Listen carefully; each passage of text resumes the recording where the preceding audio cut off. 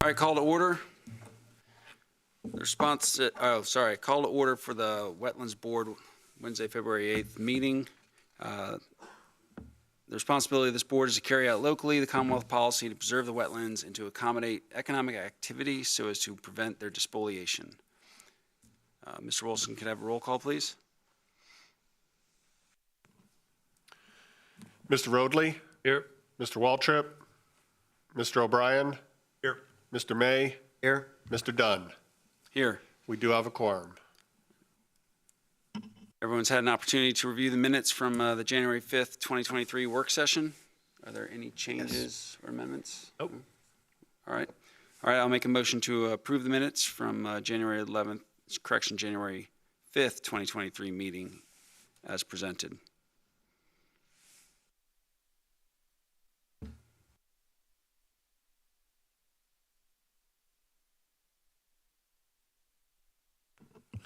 All in favor? Aye. Aye. Aye. All opposed?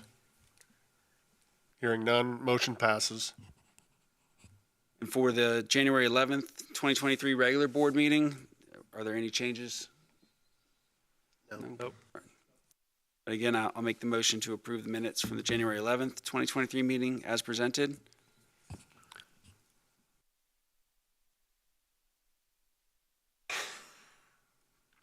All in favor? Aye. Aye. All opposed? Motion passes. For tonight's public hearings, there will be a staff presentation followed by any questions or clarifications from the board, and then the public hearing will be opened. At that time, anybody wishing to speak may do so once called upon by the chair. All public speakers must state their name and address for the record. After everyone wishing to speak have done so, the public hearing will be closed and discussion among the board will start. The first case, WJPA Tech 22 Tech 0029 at 213 South Point Drive, and installation of a quarry stone revetment. Mr. Trevor Long.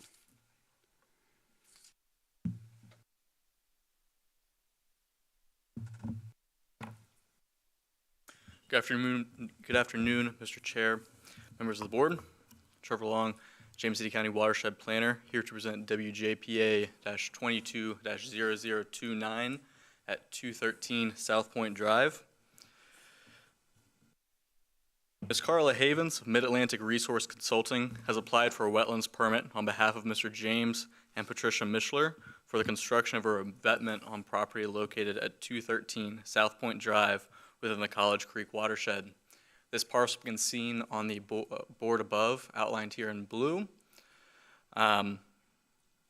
Again, this is within the Kings Point subdivision, and College Creek can be seen coming up through here. The divides for this watershed are outlined here in purple. In June of 2022, the applicants came before the Wetlands Board to request the installation of a kayak launch with 2 groins and beach nourishment. Additionally, the applicants requested to install a pier and boathouse, both of which were outside of the jurisdiction of the local Wetlands Board. The applicants were granted approval for these improvements. These improvements were approved in the southern region of this property as shown above here on the aerial photograph. The area before tonight's meeting is more along the center of this property, around the area which this arrow is pointing. As you can see, the topography of this site is rather steep. It's kind of a peninsula lot with wetlands coming up the northern side and just shoreline following the property line as a whole. The resource protection area as it affects this property, quite a bit of it within the resource protection area, and the floodplain as it affects this property. The applicants are currently requesting to construct a 225-foot quarry stone revetment along the shoreline to help with shoreline erosion along the property.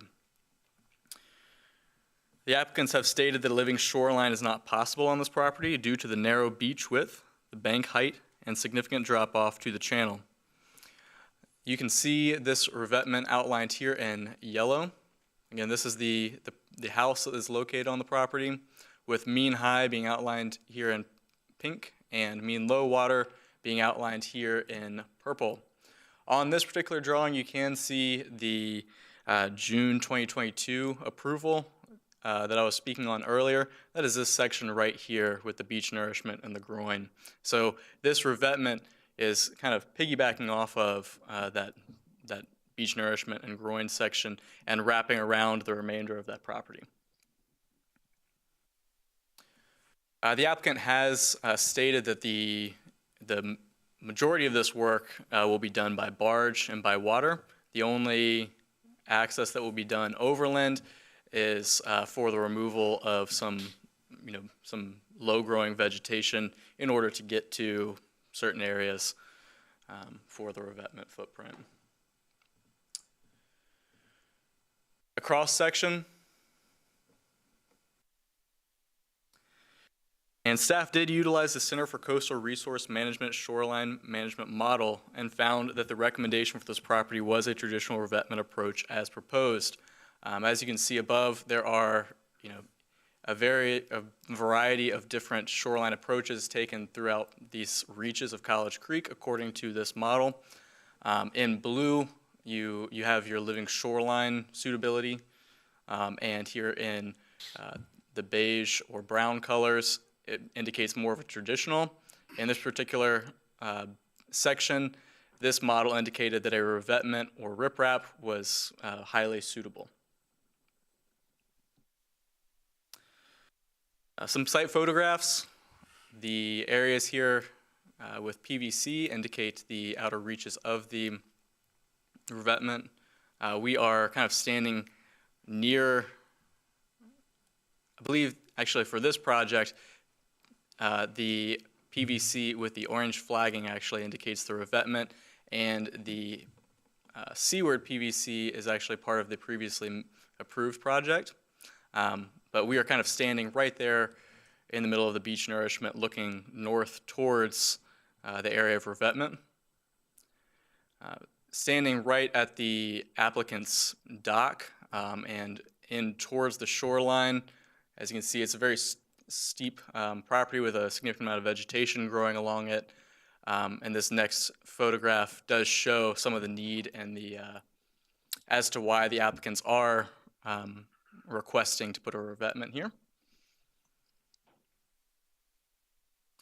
And looking back towards that area, down the revetment line, if you were to go further around this bend, you would see that area of beach nourishment and groin that was previously approved. Just a few more site photographs of the bluff itself and the scouring that's occurring. As published in the Virginia Register on July 11th, 2005, the revised Wetland Mitigation Compensation Policy and Supplemental Guidelines, Regulation 4 VAC 20-390-10.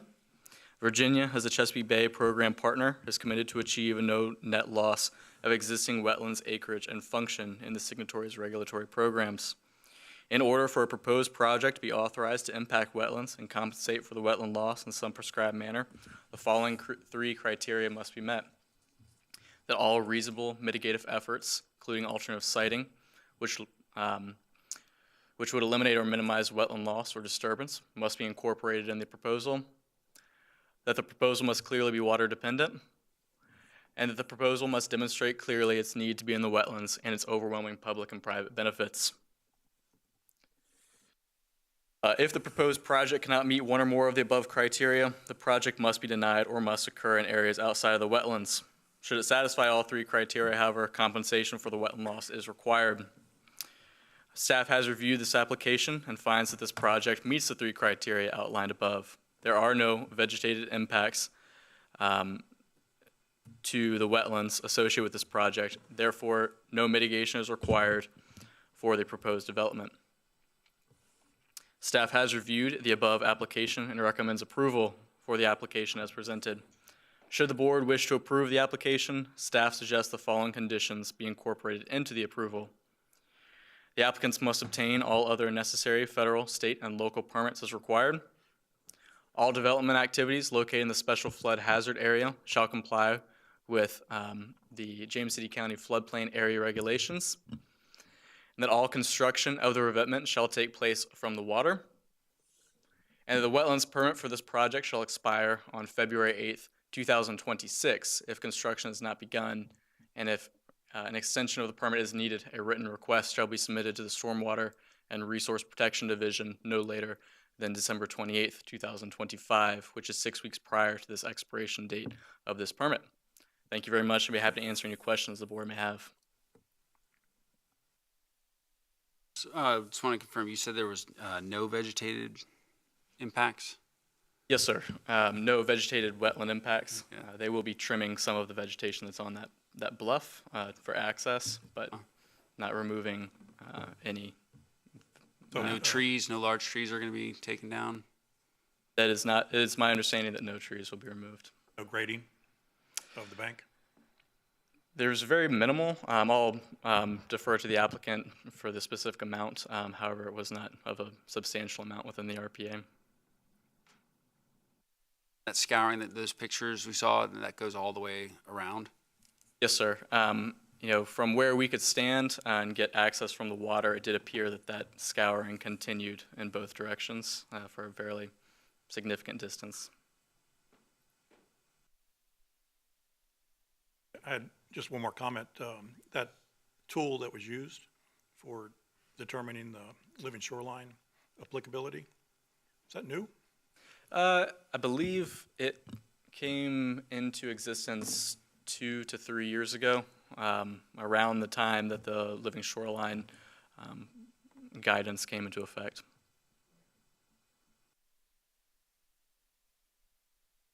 Are there any It's other questions? available to the public. Yes, sir.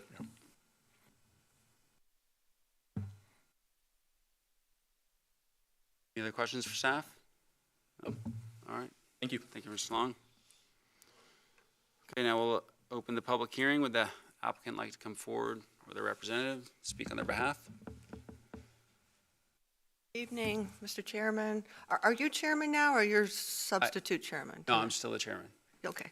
Mr. Chairman, members of the board, I'm Carla Havens, Mid-Atlantic Resource Consulting, 1095 Cherry Row Lane, Shackelford's 23156, and I am delighted to see you using this tool, Trevor. It's the first board hearing that I've gone to where it's been used, and it's thank you. My husband would be happy.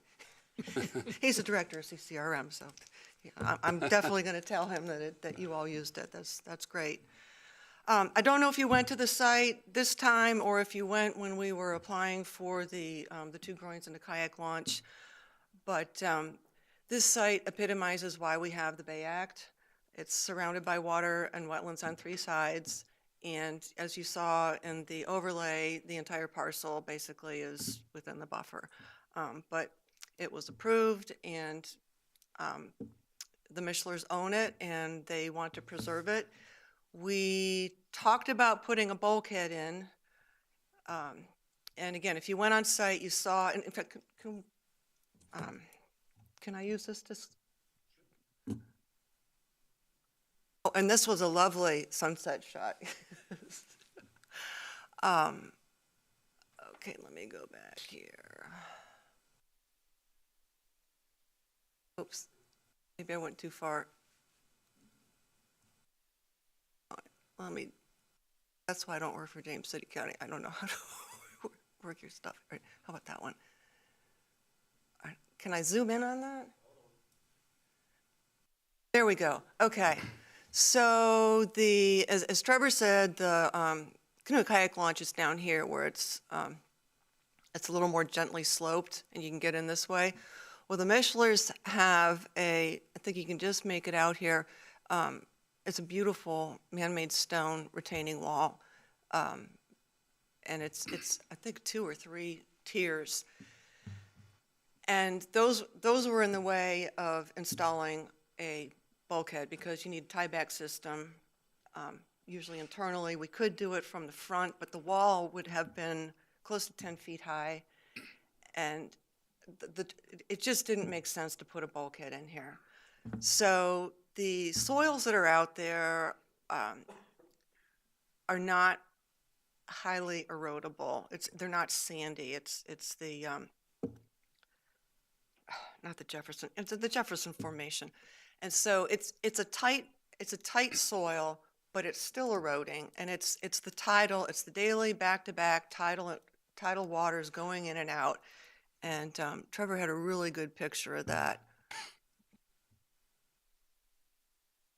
Right in here, the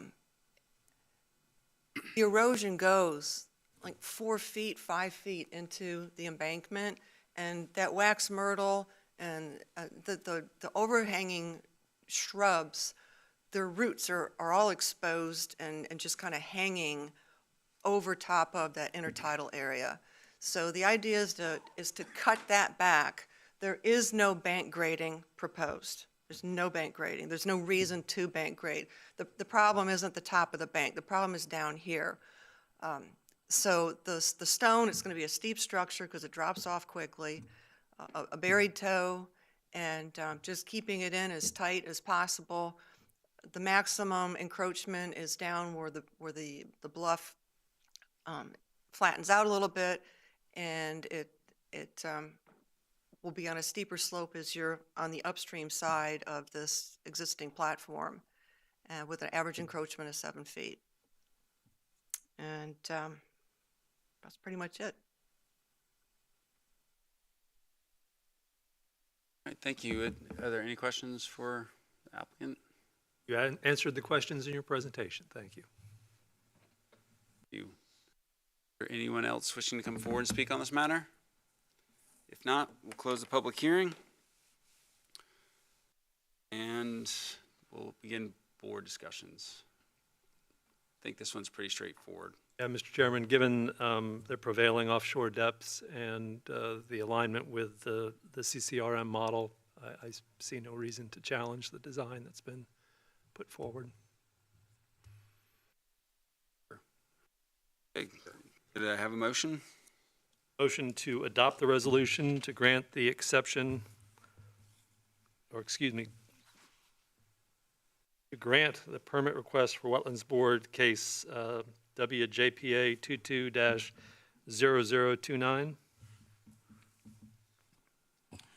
So we have the motion to adopt. Mr. Roadley, Yes? Mr. O'Brien, Yes. Mr. May, Yes. Mr. Dunn. Yes. Motion passes 4-0. Okay, that concludes our public hearings for tonight, and there are no board considerations. There's no matters of special privilege. Motion to adjourn? Move. Adjourned. I will call to order the Chesapeake Bay Board for James City County for February 8th. It is the responsibility of this board to carry out locally the Commonwealth policy to protect against and minimize pollution and deposition of sediments in wetlands, streams, and lakes in James City County, which are tributaries of the Chesapeake Bay. Mr. Wilson, a roll call. Mr. Roadley, Here. Mr. Waltrip, Mr. O'Brien, Here. Mr. May, Here. Mr. Dunn. Here. We have the minutes from the January 5th meeting. Any requests for changes or additions? Changes. A motion to approve the minutes from the January 5th meeting as presented. All in favor, say aye. Aye. Aye. Any opposed? Motion carries. You have the minutes from the January 11th, 2023 meeting. Any changes or additions? Changes. Motion to approve the minutes from the January 11th, 2023 meeting as presented. All in favor, say aye. Aye. Aye. Any opposed? Very good. Moving on to public hearings. The outline for tonight's public hearings will be a staff presentation, followed by any questions or clarifications from the board. Then the public hearing will be opened. At that time, anybody wishing to speak may do so once called upon by the chair. All public speakers must state their name and address for the record. After everyone wishing to speak have done so, the public hearing will be closed and discussion among the board will start. Our first and only case, first case tonight is CBPA 22-0159 at 9801 York River Park Road, construction of a new ADA accessible parking space. Good afternoon, Mr. Chair, members of the board. Robin Benedict, Watershed Planner, presenting CBPA 22-0159.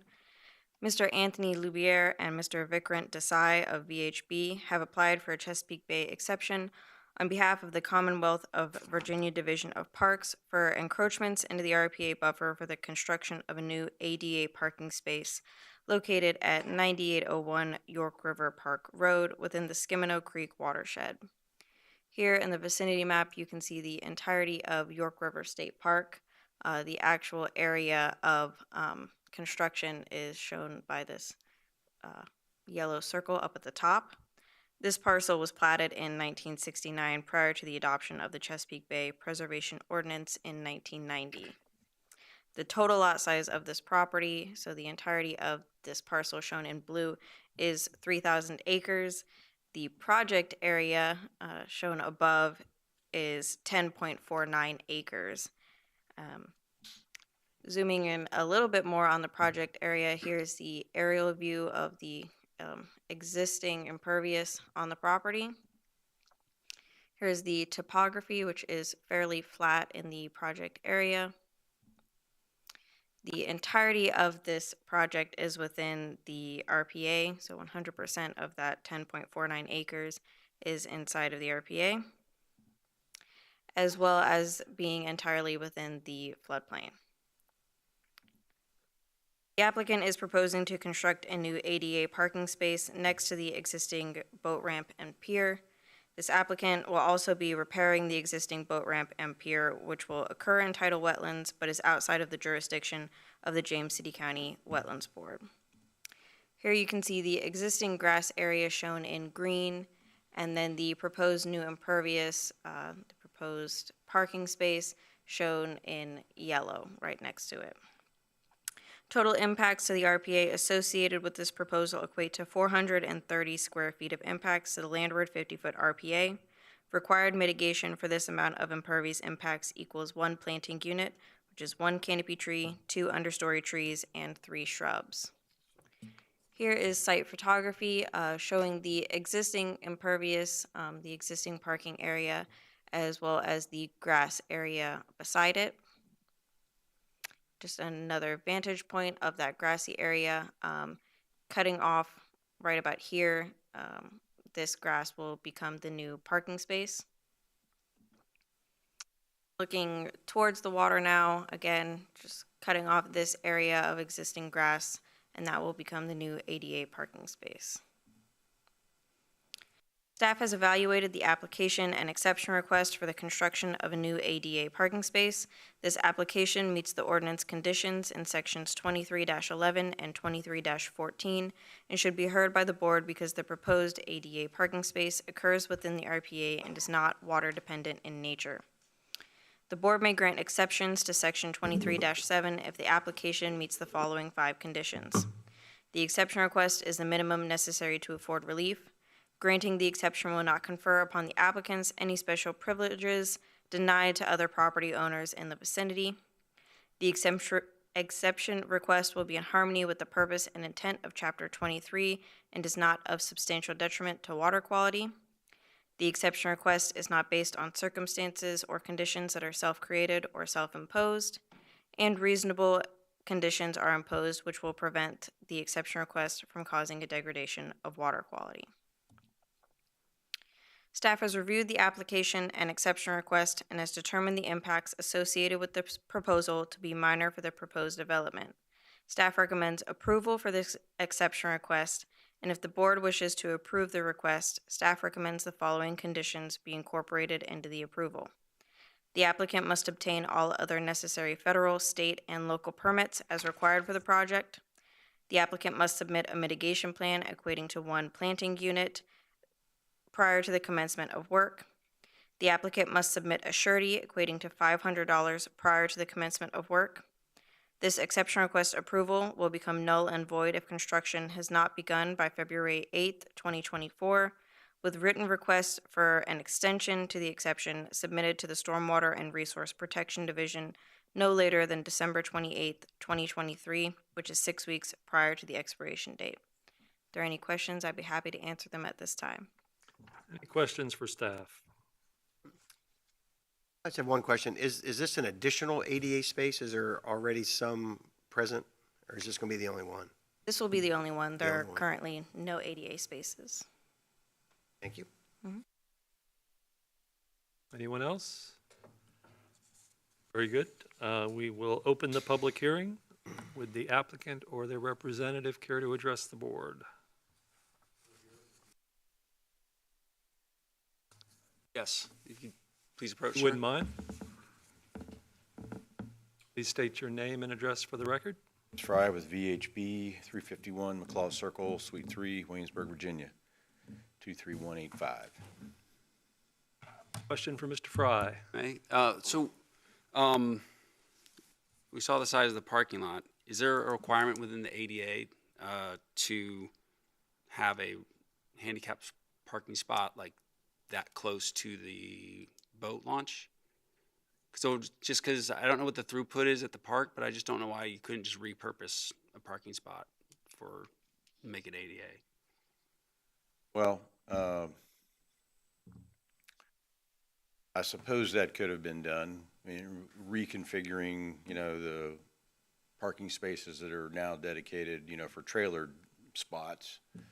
We knew we were going to have to hard surface it and basically create a new spot, and so this just kind of made better sense for us. But there's nothing within the rules of the ADA that said it had to be right here. No, Okay, no, I mean, we were trying to locate it as close as we could. I understand. Two, one of the piers that's fixed is going to become floating and will be ADA accessible. So, I mean, that ADA spot, we tried to, site it as close as possible. And that's really why it's where it's located. I mean, we could have moved it on down the way, but trying to be, accommodating to those in need. Okay, thank you. Was this initiated by the Department of Parks? Or The whole was it? project, yeah, it's a maintenance project. The structures that are in down there are 40 years, need replacement, and the dredging is needed. There's, maintenance that's done every 5 to 7 years down there. So you all didn't propose it, you're just doing the work, you're planning on doing the work? Right, yeah. When you come in and renovate a facility like this now, you have to, bring it up to code, and that's what's precipitated the ADA space. Just curious, do they still have the disposal area? Yeah, and it'll be utilized. Yeah. Yeah. Any other questions? Thank you. Would anyone else care to address the board on this matter? If not, I will close the public hearing. The matter is before the board. Any discussion?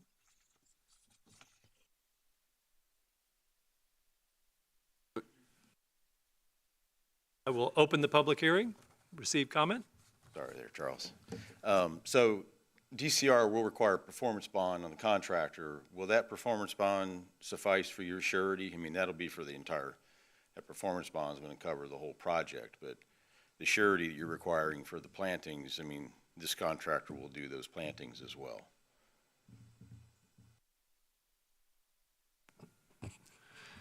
We can make that work. Okay.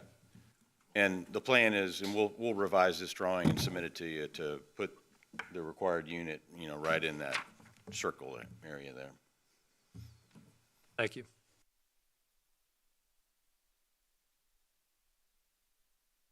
Matter is before I close the public hearing, and the matter is before the board.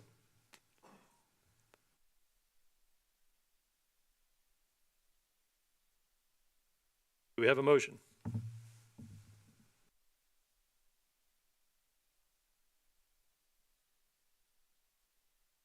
Yes, Mr. Chair, I would motion to adopt the resolution to grant the exception request for Chesapeake Bay Board case number CBPA-22-0159. Motion to adopt. We are Before we take that motion, we're going to agree to the revised condition.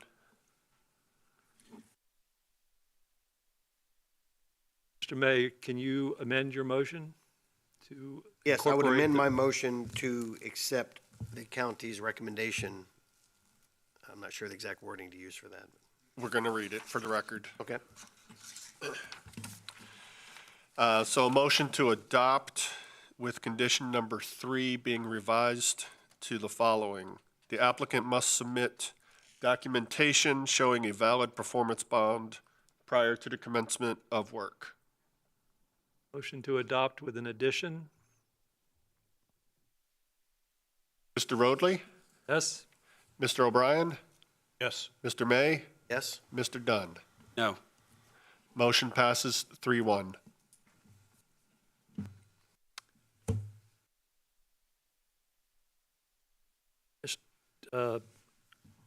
Mr. Long, is the next item before us, or do we have to take action on that?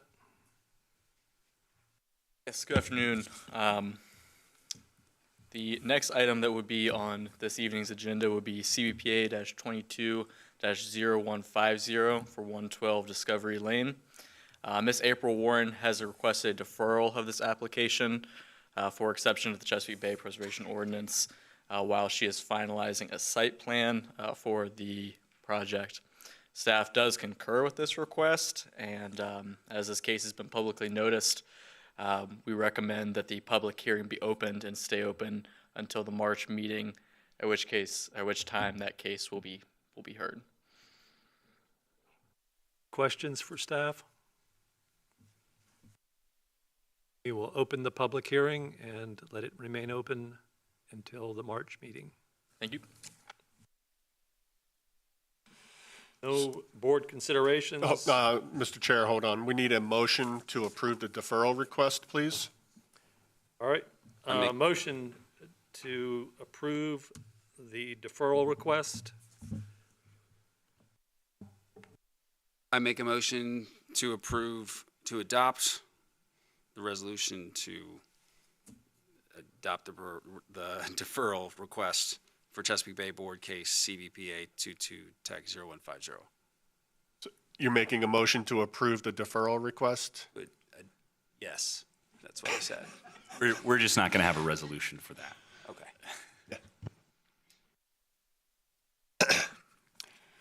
Mr. O'Brien, Yes. Mr. May, Yes. Mr. Dunn, Yes. Mr. Roadley. Yes, Thank you. Motion passes 4-0. thank you. There's no board considerations, no matters of special privilege. Do I have a motion to adjourn? So moved. We are adjourned.